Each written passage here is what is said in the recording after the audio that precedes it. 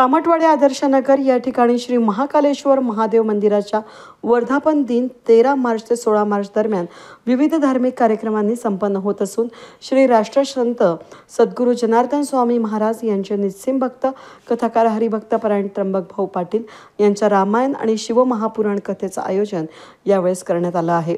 या 3 दिवसीय कथेला गुरुवारपासून सुरुवात करण्यात आली। यावेळी महिलांच्या हस्ते हरिभक्त परायण भाऊ महाराज पाटील यांचा औक्षण करून शिवमहापुराण ग्रंथाचं पूजन करण्यात आलं। दरम्यान भाऊ पाटील यांचा भगवी शाल, पुष्पहार आणि श्रीफळ देऊन सत्कार करण्यात आला। यावेळी हरिभक्त परायण भाऊ पाटील यांनी आपल्या दिव्य वाणीतून शिवमहापुराणचं महत्त्व स्पष्ट केलं। हे किती लोकांना कळतं? जगणं वेगळं आणि जगण्यातलं जमणं वेगळं। काय सोपनराव झालं का जेवण? म्हणाले झालं भाऊ पाटील, पण आज जमलं नाही गड्या। जेवण होणं वेगळं आणि जेवण जमणं वेगळं, जगणं वेगळं आणि जगण्यातलं जमणं वेगळं।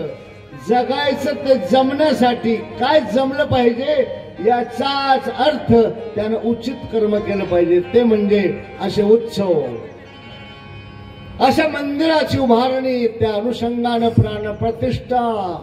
आशुतोष महामृत्यू भूतनाथ भवानीपती भोलेनाथ भगवान शंकर महाकालेश्वर आहे। त्याला मर्यादा नाही कोणाची। हिमालयातून डोंगरातून नदी निघाली तर तिला मर्यादा आहे वाहण्याची, फार तर समुद्रापर्यंत, पुढे नाही वाहत आहेत।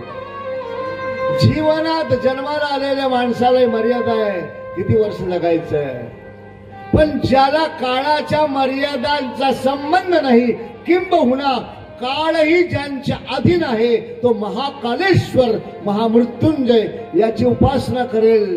भागवत म्हणतायत सर्व जगाशी काळग्रासी, त्या काळाचा तू आत्मा होसी, पाठ थापटो ऋषिकेशी उद्धवासी सांगतो। आणि म्हणून या मंदिराची गरज आहे। स्वतःसाठी घरं तर किडा मुंग्या बांधतात, वारुळ असतात, पक्षी बांधतात, पक्ष्यांचे किडा मुंग्यांचे घर आहे, त्यांचे परिवार अंडे देतात, पिल्ल करतात। आपण काय वेगळं केलंय? आदर्श नगर मध्ये घेतलाय फ्लॅट, उत्तम बंगला घेतलाय, उत्तम, बस एवढंच आहे का? कशासाठी घेतलंय ते? काय करायचंय ते? आणि जे नको ते केलं नाही किंवा जे करायचं ते केलं नाही आणि नको तेच करत बसला तर मग आपल्यापेक्षा जनावर बरी, त्यांना तरी काही नियम आहेत। स्वैर संचार आपल्या इंद्रियजन्य सुखासाठी जर मनुष्य जन्मात येऊन होणार असेल तर मग कसली मानवता आणि कसली माणुसकी? पक्ष्यांची घरं, मुंग्यांची वारुळं अनादी कालापासून आहे तशीच आहे। बघा तुम्ही, वारुळ तसंच 1000 वर्षापूर्वी तसंच होतं, आजही तसंच आहे। सुगरणीचे खोपे 1000 वर्षापूर्वी तसे होते, आजही तसेच आहे। कावळ्याची घरं तशीच आहे। माणसाच्या घराचा ढाचा बदलला। आपल्या लहानपणी घरं कशी होती, आता घरं कशी आहेत? घर असणं वेगळं आणि घरामध्ये देवघर असणं आणखी वेगळं। चला बंगला दाखवतो भाऊ पाटील, छान बंगला बांधलाय, वा उत्तम। हा ड्रेसिंग रूम, हा ड्रॉइंग रूम, हा किचन रूम, हा गेस्ट रूम, हा स्टोर रूम, हा फलाना रूम, जो विस्तार रूम। मी म्हटलं देवघर कुठे? अरे म्हणलं ते आहे, त्याला जागा नाही। एवढा मोठा बंगला बांधला पण देवघराला घरात जागा नाही। जे घरात देत नाहीत ते हृदयात काय देणार आहे? आणि त्यांना काय कळणार देवघर का ठेवायचंय?